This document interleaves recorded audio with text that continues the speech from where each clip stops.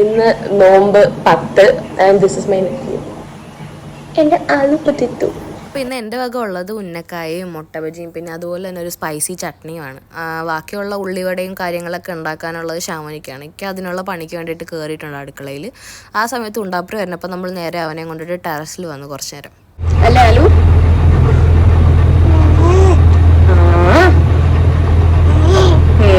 എന്താ വിൻഡോയിൽ നിന്നുള്ള view.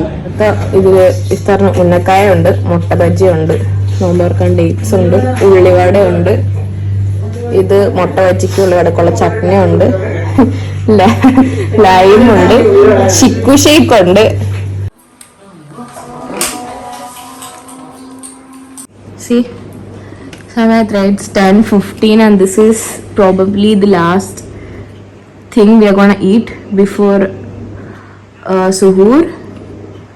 We thought our last meal would be rice cakes, but then it's അങ്ങനെ 10-11 ആയപ്പോഴത്തേക്കും ദേവിക ചേച്ചി കൊണ്ടുതന്നാൽ ഒരു അടിപൊളി നൂഡിൽസും കഴിച്ചിട്ട് ഞങ്ങൾ നേരെ കിടന്നുറങ്ങി.